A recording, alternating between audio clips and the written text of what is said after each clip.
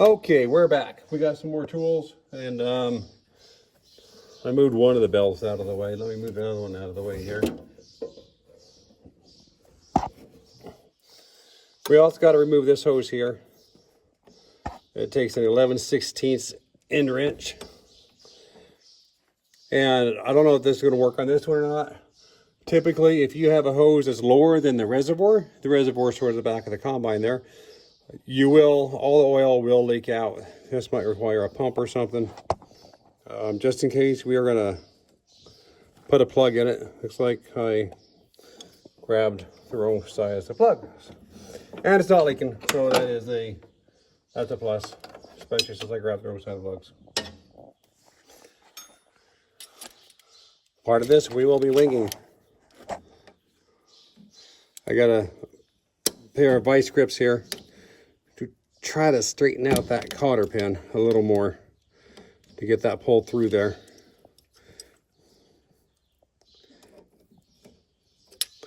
And maybe I could grab onto it. So we just pull that right on out of there.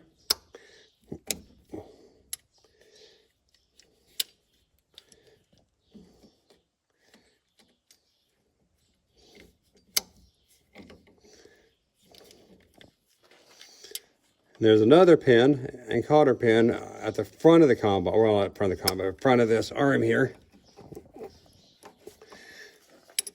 And we're going to learn together on how to get that thing out of there.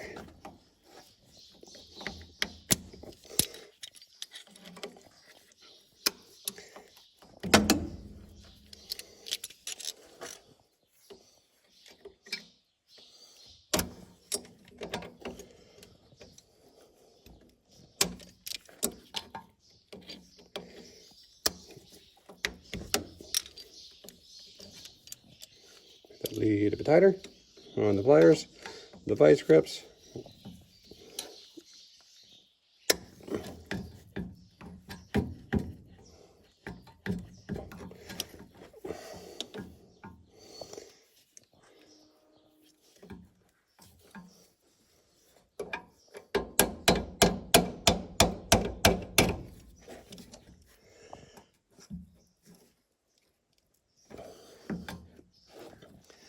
I think I'm just making it worse.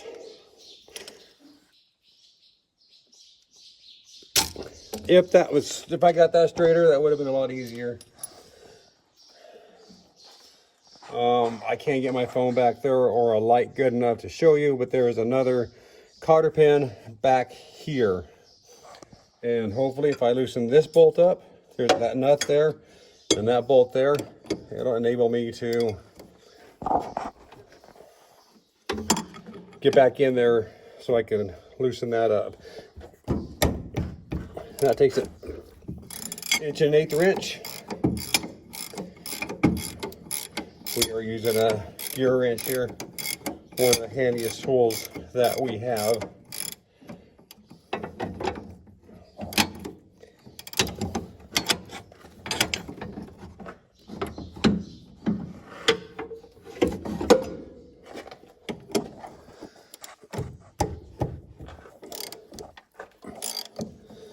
This top one I'm doing now, you can probably actually use a impact wrench on it. The other one got that shield there in the way.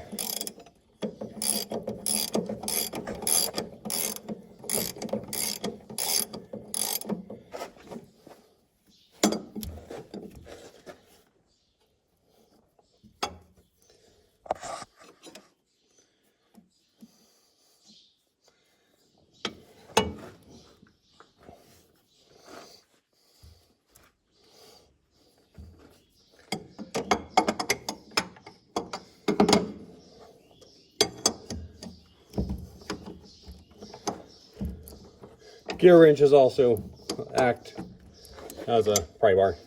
It doubles as a pry bar.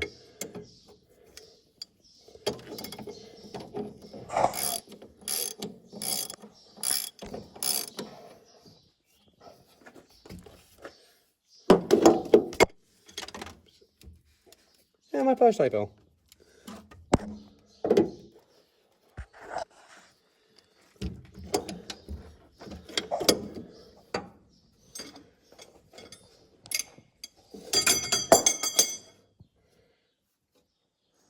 least feel that a little better back there.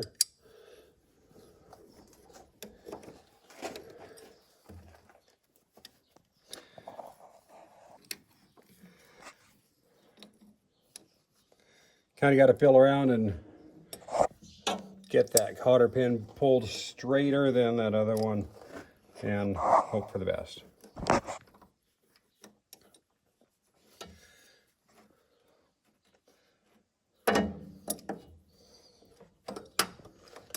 Well, I would get this pin out, and we will be back once I get these two pins out to show you the next step.